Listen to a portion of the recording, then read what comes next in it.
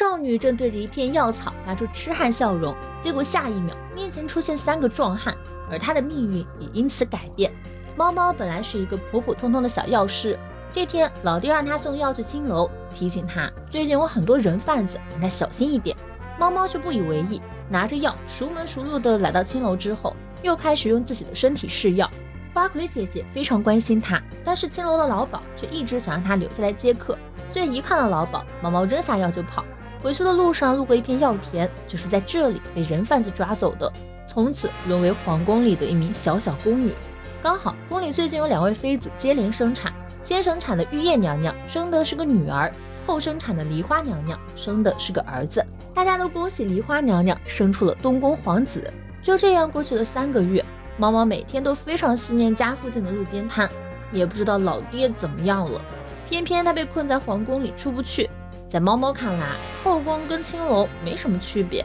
只不过能进后宫的男人只有皇帝，其他男的都要先被割了命根子才能进来，也就是所谓的太监。猫猫在这里是最低品级的丫鬟，每天都有干不完的活儿。不过比较好的一点是她认识字，绝大部分宫女都不识字，所以有时候会请猫猫帮忙认一下牌子，猫猫基本上都会告诉他们。宫女们也乐意跟猫猫分享一些八卦，比如最近来了一个长相很俊美的太监，而他们所说的那位太监此时正在梨花娘娘那里。梨花娘娘儿子的身体突然衰弱，连御医来了也无能为力。玉叶娘娘那边的情况同样不容乐观，而且因为她生的是个女儿，待遇还不如梨花娘娘，御医都没空赶过来诊治。这件事自然也传到了宫女之间，和猫猫交好的那位宫女觉得肯定是诅咒。在此之前已经有3个皇子皇女都是出生后逐渐虚弱，最终夭折。现在梨花娘娘和玉叶娘娘的孩子也遇到了相同的状况，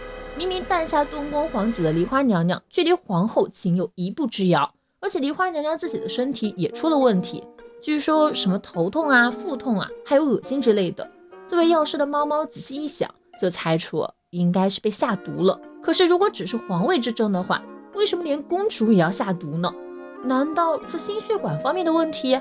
不知不觉猫猫开始在意起了那个传言，最终没耐住好奇心，悄悄去了梨花娘娘的宫里，发现梨花娘娘和玉叶娘娘起了争执。玉叶娘娘被梨花娘娘打了一巴掌，跪在地上，因为梨花觉得是她害了自己的儿子，可是玉叶只是想过来请御医去看看自己的女儿。猫猫就躲在人群中仔细观察，发现梨花娘娘看起来非常的消瘦，再加上头痛、腹痛和恶心的症状，她很确定这绝对不是什么诅咒。关键在于该怎么告诉他们呢？猫猫就嘀咕着要找个能写的东西，没注意和一位俊美的太监擦肩而过，这位就是宫女们口口相传的太监任氏。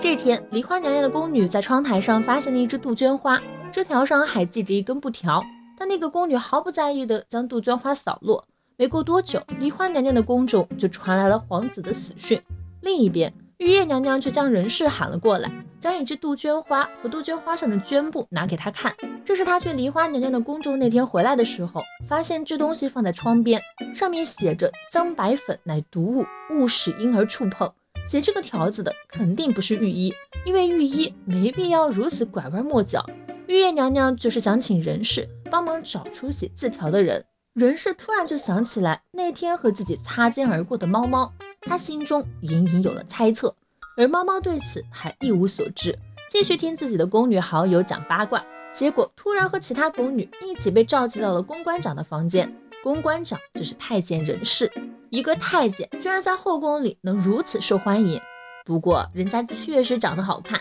任氏一出现就引起了宫女们纷纷犯花痴，只有猫猫对他不屑一顾，还有些感慨，长这么好看却不能留下子嗣，真是太浪费了。下一秒就看见任氏写了张字条亮出来，上面写着那边的雀斑女你留下来。猫猫立刻惊慌了起来，开始思考自己是不是前段时间干的事情暴露了。而在他纠结期间，其他宫女听到可以离开就直接走了。猫猫这才意识到自己中计了，因为宫女中只有他一个人认字，任氏写那个字条就是为了调他出来。他刚想装作啥都不知道准备离开，就被任氏抓住，让他跟自己走一趟。猫猫嫌弃地把他的手拍开，只能跟着去了玉叶娘娘的宫里。不知道自己留字条的事情为什么会被这个人发现，当然，玉叶娘娘并不是为了兴师问罪，毕竟猫猫算是救了她女儿一命。猫猫却并不打算承认是自己做的。看到人事拿出了那块布条，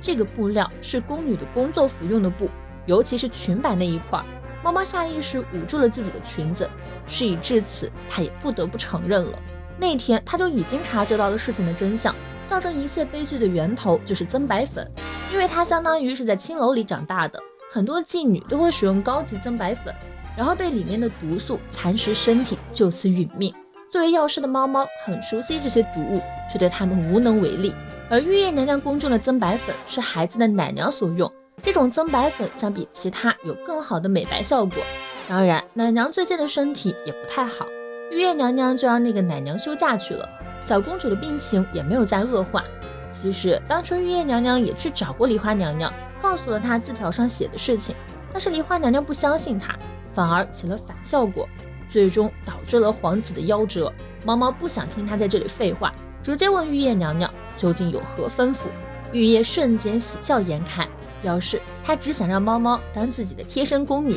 就这样，猫猫的地位一下子就提升了。虽然她本人并不是很希望如此，心情沉重的准备搬到玉叶娘娘所在的翡翠宫。人事听说后还特地过来送行，准备用美男计诱惑一下猫猫，故意露出这副诱惑的表情，让猫猫好生侍奉玉叶妃。万万没想到，猫猫不仅没被魅惑，反而露出了嫌弃的表情，抱着自己的东西就赶紧跑路了。迎接猫猫的是玉叶娘娘的侍女长红娘，她先带着猫猫熟悉了一下翡翠宫。玉叶娘娘看起来比较平易近人，翡翠宫的其他宫女也很热情。不过这个宫里满打满算就他们5个宫女，每天都是分工干活的。猫猫刚准备跟着一起干，却被其他宫女阻止，表示她在房间里休息就行，毕竟她有非常特殊的工作。然后就被红娘送到了卧室。猫猫还以为自己不受待见，其实大家都非常怜爱她，注意到了她手上的伤痕，还以为她是在老家饱受虐待被卖进宫的。其实那都是猫猫自己试药试出来的。而玉叶娘娘给猫猫安排的工作是长膳，在后宫当宫女，居然还能天天吃好吃的。猫猫瞬间就不嫌弃这份工作了，因为膳食送到玉叶娘娘这里之前会转手很多次，也就意味着会有很多次被下毒的机会。玉叶娘娘怀孕的时候就曾被2次下毒，当时的长膳关宫女被伤了经脉，至今仍动弹不得，所以这其实也是一份危险的工作。不过猫猫是药师，在品尝之前会先观察一下，更何况她在老家的时候经常用自己的身体试毒，早就已经锻炼出了抗性，很多毒对她都不起作用，所以这份工作对她来说就只是单纯的品尝美食。当然，作为玉叶娘娘的宫女，她还是向红娘提出了建议，最好把盘子换成容易与毒素反应的银器比较好。其实人事也是这么说的，之所以用陶器，也是为了测试猫猫的能力。猫猫告诉红娘，自己是被拐卖来的，每个月的俸禄也会有一部分被送给人贩子，所以她宁愿装作不识字，减少自己的工钱，也不想给那些人贩子送酒钱。红娘听说后，就将手中的壶递给猫猫，还不等猫猫接住，就突然松手，壶果然被摔坏了。红娘就说要扣猫猫的工钱，猫猫瞬间 get 到了红娘的用意，表示可以随便从补贴里扣。红娘立刻帮猫猫办手续，又给了她一份作为长膳官的危险津贴，算下来猫猫反而赚了，而且在这里每天都很清闲，只有饭点才能出去工作一下。不过这天猫猫突然被玉叶娘娘叫过去，一到房间就看到人事那张帅脸，立刻嫌弃的不行。人事很疑惑，为什么自己的美人计对猫猫完全不管用，但他没有再纠结，而是给了猫猫一份包子。猫猫一闻就知道里面加了春药，人事对他的能力非常满意，这才讲起了自己最近遇到的事情，说是前些天有个征讨外族的部队被下毒了，吃过饭的士兵说感到恶心和呼吸困难，饭是在附近的村子里做的，士兵们就以通敌为由逮捕了村长。猫猫仔细一想就察觉出了不对，刚好房间里有杜鹃花，他就撕下来几片花瓣放在嘴里嚼吧嚼吧，告诉人事和玉叶娘娘，这种花吃过后也会引发恶心和呼吸困难，不过这个品种是只有叶子有毒，除此之外也有根茎有毒的品种，有些甚至只是把它的枝干当柴烧也会生毒。人事立刻明白过来，肯定是那些士兵误砍了杜鹃花的枝干当柴火，好在士兵们并没有立刻治村长死罪。聊完正事，任氏又问猫猫会不会做春药。一听说需要自己制药，猫猫瞬间激动了起来，把需要的材料一一报了上去。而任氏在回去的路上，居然被一个妃子勾引，问他要不要来自己的房间玩一玩。这些妃子并不知道，其实任氏是用来测试他们对皇上是否忠诚的试金石。因为极为出色的美貌，任氏对那种垂涎的眼神已经非常习惯了，所以猫猫每次表现得非常嫌弃他时，他都会产生一种莫名其妙的爽感。好家伙，你还是个抖 M 是吧？